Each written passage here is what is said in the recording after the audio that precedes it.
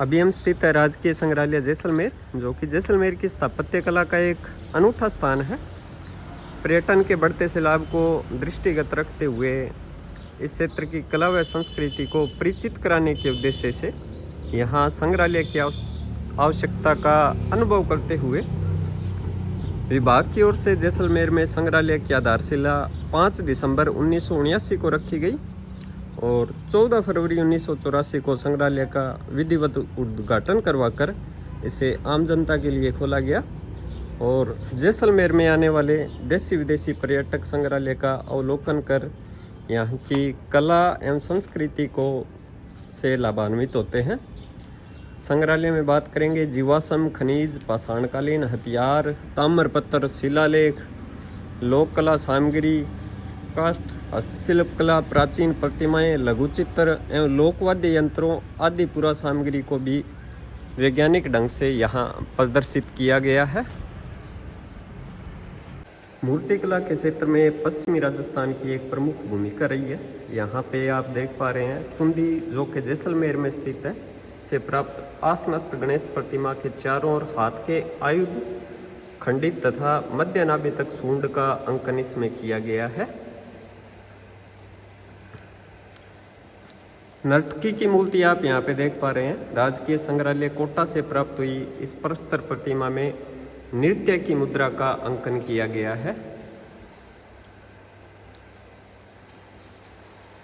ये मूर्ति लोद्रवा, जो कि भाटियों की प्राचीन राजधानी थी, वहाँ से प्राप्त प्रस्तर प्रतिमा में मानव पशु द्वारा मैथुन क्रिया का अंकन किया गया है।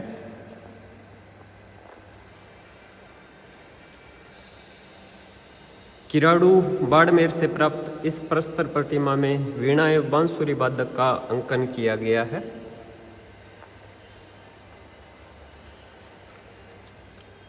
राजकीय संग्रहालय झालावाड़ से प्राप्त इस प्रस्तर प्रतिमा में नृत्यरत महिला के साथ पुरुष वाद्य यंत्र बजाते हुए अंकित है। सूर सुंदरी की प्रस्तर प्रतिमा का ऊपरी वक्ष भाग, जिसमें केश विन्यास, सौम्य चेहरा, कानों में कुंडल, भुजबंद आदि आभूषणों का अंकन इसमें किया गया है।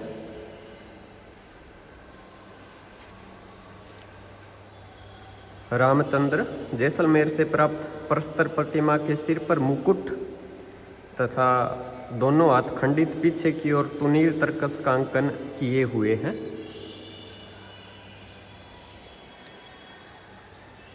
वास्तुखंड, जैसलमेर से प्राप्त प्रस्तर भग्नावशेष मंदिर का भाग, जिसमें आसनस्त देवी के दोनों ओर स्थानक परिचारक का अंकन है।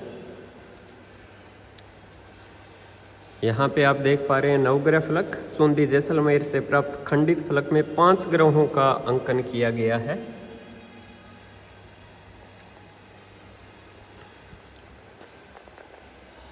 पुरुष वादक ये जोधपुर के ओसिया से प्राप्त प्रस्तर प्रतिमा में पुरुष वाद्य यंत्र बजाते हुए अंकित है।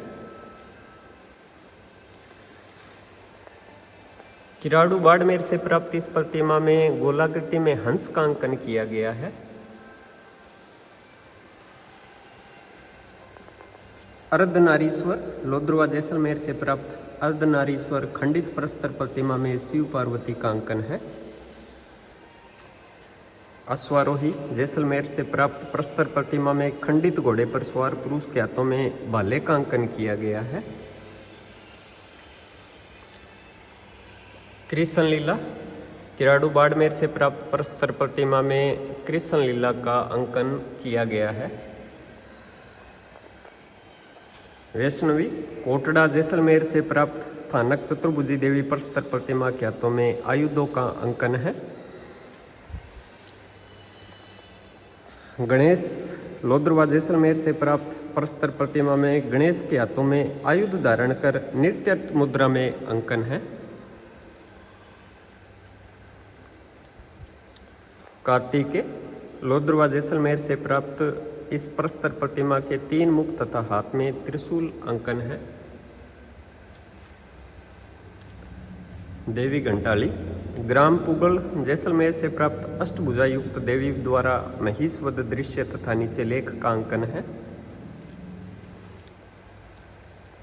देख पा रहे हैं युगल प्रतिमा, जो किराड़ू जैसलमेर बाड़मेर से प्राप्त प्रस्तर प्रतिमा में महिला और पुरुष का अंकन है। पाषाण फलक, लोद्रवा जैसलमेर से प्राप्त स्तंभ भाग पर गंधर्व, किन्नर तथा यक्ष का नृत्य मुद्रा में अंकन किया गया है। स्मृति पट, जैसलमेर से प्राप्त स्मृति पट पर अश्वारोही 2 पंक्तियों में देवनागरी लिपि अंकित है। स्मृति स्तंभ का निचला भाग ग्राम कुलधरा, जैसलमेर से प्राप्त स्मृति स्तंभ के नीचे के भाग पर 8 पंक्ति का लेख अंकित है।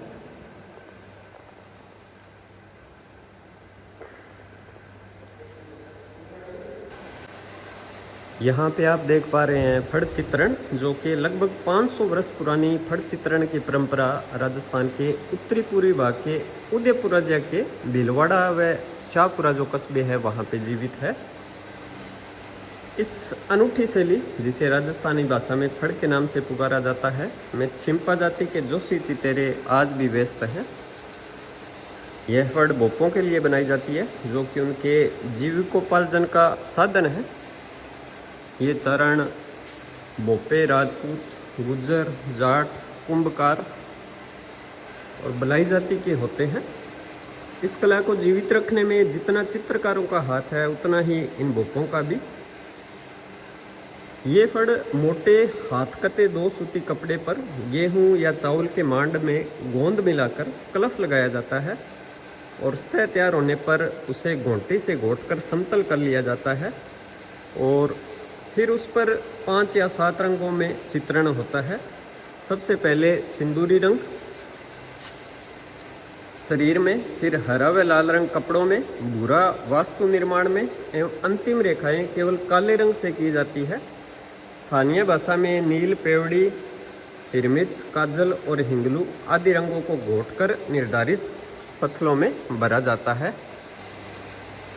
रंगों को गाढ़ा टेम्परा रंगों की तरह लगाया जाता है और फड़ की लंबाई अधिकतम लगभग 24 इंच और चौड़ाई लगभग 5 इंच रहती है। फड़ का फलक सामान्यतः 2 इंच गुना 13 इंच अथवा 3 इंच गुना 24 इंच होता है और इसमें लोक देवताओं, लोक नायकों जैसे पाबूजी, देवनारायण जी, रामदेव जी के अतिरिक्त श्री राम, कृष्ण व माता जी की फड़ बनाने का भी प्रचलन है, जिसमें देवताओं के जीवन की असंख्य घटनाओं व उनसे संबंधित चमत्कारों के ब्यौरों को चित्रित किया जाता है। फड़ चित्रण का संबंध चूंकि मंचकला से भी है, इसलिए इसे तैयार होने के बाद ग्रामीण इलाकों में भोपे, गुर्जर, बलाई आदि जातियों के लोग वीर पुरुषों व लोक देवताओं की चित्रित कथा को विभिन्न साजों के साथ गाकर सुनाते हैं। प्राय प्रत्येक नगर और कस्बे में पाबूजी राठौड़ की यश गाथा की फड़ को गाकर सुनाया जाता है। लोक गायक भोपों द्वारा इसे खेला जाता है अर्थात इसका मंचन किया जाता है। पाबूजी के अलावा दूसरी लोकप्रिय फड़ देवजी की फड़ है। देवजी भी सोलंकी राजपूतों के पाबूजी की तरह वीर नायक थे और देवजी की फड़ के गीत देवजी के भोपों के द्वारा गाए जाते हैं। ये भोपे गुज्जर जाति के हैं और जंतर नामक प्रसिद्ध लोकवाद्य यंत्र पर भोपा इस फड़ की धुन बजाते हैं। वर्तमान में फड़ देसी विदेशी यात्रियों के आकर्षण की वस्तु बनकर रह गई है। आज भी फड़ में पाबूजी का जीवन वृत्तांत दरकिनार कर दिया गया है। इसका आकार भी सिमट कर केवल 4 इंच गुणा 4 इंच या 2 इंच गुणा 2 इंच ही रह गया है। राजस्थान की पारंपरिक फड़ चित्रण कला के सांस्कृतिक स्वरूप को बचाए रखना आज बहुत आवश्यक हो गया है, अन्यथा व्यावसायिक दृष्टि वाले लोग उसके अस्तित्व को ही समाप्त कर देंगे फड़ के। आप यहाँ पे देख पा रहे हैं परिधान। जैसलमेर तथा बाड़मेर क्षेत्र की कसीदाकारी विश्व प्रसिद्ध है और यहाँ के कलाकारों ने वस्त्रों को विभिन्न प्रकार से अलंकृत किया है। सूती तथा रेशमी कपड़ों में सुनहरी तथा रूपैली सजा यहाँ की विशेषता है, जिन्हें यहाँ संग्रहालय में प्रदर्शित किया गया है। ये ऊँट के ऊपर लगाया जाने वाला मचान है। तो वस्त्र परिधान आप यहाँ पे देख पा रहे हैं। सामने देख पा रहे हैं आप गोडावण, जो कि राजस्थान का राज्य पक्षी है, परंतु जैसे जैसे पारिस्थितिकी में बदलाव आया और गोडावण का भी लोप होता चला गया। और बड़ा कारण ये भी है कि इसका बड़े स्तर पर शिकार हुआ है। गोडाउन लगभग 1 मीटर लंबा, सीधी गर्दन एवं लगभग समतल शरीर के आकार का सबसे भारी पक्षियों में से एक है। कभी राजस्थान के मरुस्थलीय क्षेत्रों में यह बहुतायत में पाए जाते थे, परंतु अब इनकी संख्या निरंतर घटती जा रही है और भारत के पश्चिमी क्षेत्रों के अलावा यह पक्षी राजस्थान के निकटवर्ती पाकिस्तानी सीमा में भी पाया जाता है। यह नमी वाले क्षेत्रों को पसंद नहीं करते और सामान्यतः खुले घास के क्षेत्रों एवं आसपास के रबी के फसल में उगाए जाने वाले कृषि यंत्रों को पसंद करते हैं, जो फसलें होती हैं उनको। गोडाउन पक्षी हल्के पीले रंग की गर्दन और सिर के ऊपर काले रंग की टोपी जैसी आकृति के कारण आसानी से पहचाना जाता है। नर गोडाउन गहरे मटमैले रंग के शरीर के साथ काले रंग के चेस्ट बैंड धारण किए हुए होते हैं और मादा गोडाउन आकार में नर गोडाउन से छोटी होती है। संगीत के क्षेत्र में राजस्थान की गौरवशाली परंपरा, यहाँ कलाकारों ने इसे विद्या में उच्च स्तरीय प्रवीणता प्राप्त की और इस प्रदेश में वाद्य संगीत का सैकड़ों वर्ष प्राचीन इतिहास है। सामने देख पा रहे हैं आप कमाइचा, जो जैसलमेर का लोकवाद्य यंत्र है।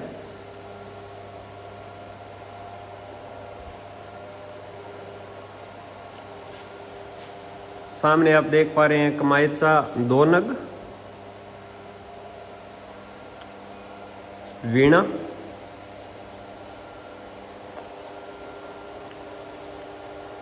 सारंगी, लकड़ी धातु के तार से निर्मित जैसलमेर का लोकवाद्य यंत्र सारंगी, सूरमंडल, लकड़ी धातु के तारों से निर्मित जैसलमेर का लोकवाद्य यंत्र, चिंकारा जैसलमेर का लोकवाद्य यंत्र है ये, सिंधी सारंगी लकड़ी धातु के तार से निर्मित जैसलमेर का लोकवाद्य यंत्र सिंधी सारंगी, ये भी सिंधी सारंगी है। और ये भी सिंधी सारंगी है। सामने आप देख पा रहे हैं बीन, मुरली लकड़ी से निर्मित मुँह से बजाने वाले जैसलमेर का लोकवाद्य यंत्र, पुंगी, दगली ढोलक,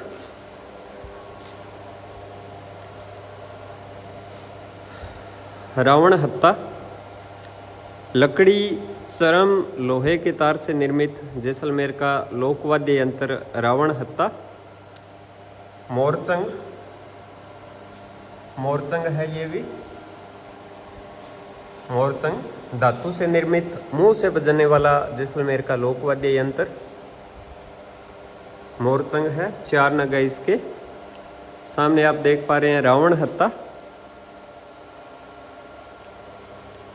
खड़ताल लकड़ी से निर्मित हाथ से बजाया जाने वाला यंत्र जो जैसलमेर का लोकवाद्य यंत्र है, ढोलक, ढोलक, डमरू, ढोलक छोटी, शहनाई की जोड़ी, और ये है झांझरी या बड़ी बोलते हैं इसको, लकड़ी धातु से निर्मित जैसलमेर का लोकवाद्य यंत्र, छोटा नगाड़ा, बड़ा नगाड़ा लोहे और चरम से निर्मित जैसलमेर का लोकवाद्य यंत्र, शहनाई की जोड़ी, झांझरी,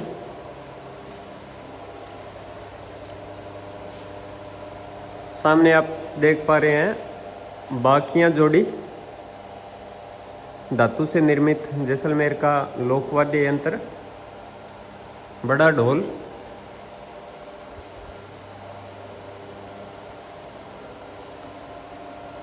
चंग और नड़, सतारा जोड़ी और अलगोजा की जोड़ी। यहाँ पे जीवाश्म रखे गए हैं। जीवाश्म जीव जंतुओं तथा पेड़ पौधों के वह अवशेष जो कि पत्थरों में परिणित हो गए हैं। जीवाश्म से हम चट्टानों की आयु का ज्ञान होता है और जीवाश्म आज से करोड़ों वर्ष पूर्व के जल व थल के विस्तार तथा अन्य भौगोलिक परिस्थितियों पर प्रकाश डालते हैं और जीवाश्म के अध्ययन से ही विकासवाद के सिद्धांत की पुष्टि होती है। यहाँ 2 शोकेसों में विभिन्न प्रकार के जीवाश्म तथा fossil wood, fossil life ports, एक्यूनाइट, एल्वायुलिना, आस्ट्रिया, आइवाल, डिस्कोसाइकिलिना आदि संरक्षित करके रखे गए हैं। यहाँ पे आप देख पा रहे हैं जैसलमेर रियासत के अक्षयशाही सिक्के जो संख्या में कुल 6 हैं।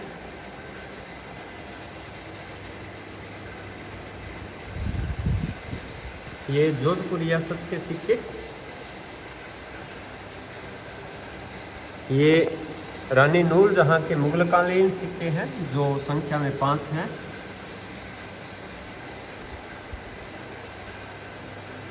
बादशाह जहांगीर के समयकाल के दौरान के मुगलकालीन सिक्के, 10 संख्या है इन सिक्कों की। सीमावर्ती राज्यों के सिक्के जो जैसलमेर रियासत के सीमावर्ती राज्य थे उनके।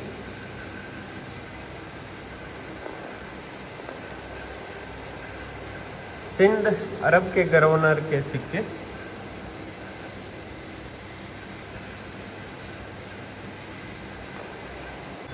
धातु की मूर्तियां तथा सामग्री बनाने की पुरानी परंपरा राजस्थान में रही है। पीतल, तांबा, कांसा आदि अष्ट धातु प्रयोग से यहाँ सामग्री बनाई जाती रही है।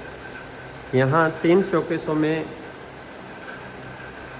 धार्मिक जीवन में आस्थाओं तथा दैनिक जनजीवन में प्रयुक्त सामग्री के साथ साथ अन्य प्रथम शोकेस में आप देख पा रहे हैं हनुमान,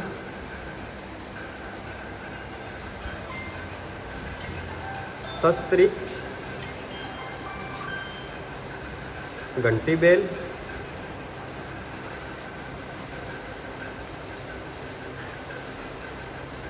नाव की आकृति, बाल गोपाल की तस्तरी, खड़ाऊ, दीपक, हाथी की पीठ पर मोर आदि यहाँ अंकित है।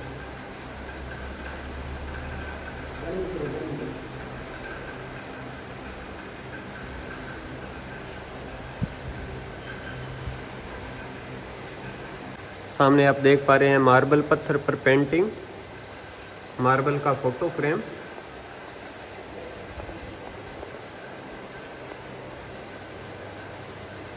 गहने रखने का लकड़ी का गोलाकार डिब्बा,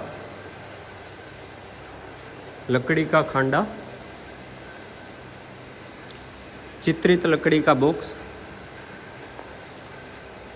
धातु का शिशुपाल, लकड़ी का गिलास, चित्रित पंखा कागज का, पत्थर की तस्तरियां आप देख पा रहे हैं, गिलास, पत्थर के बर्तन,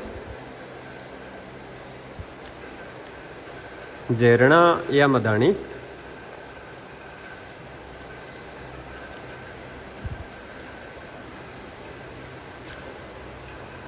फूलदान,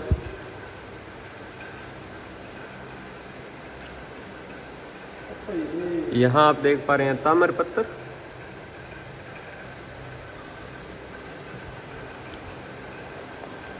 कठपुतलियाँ,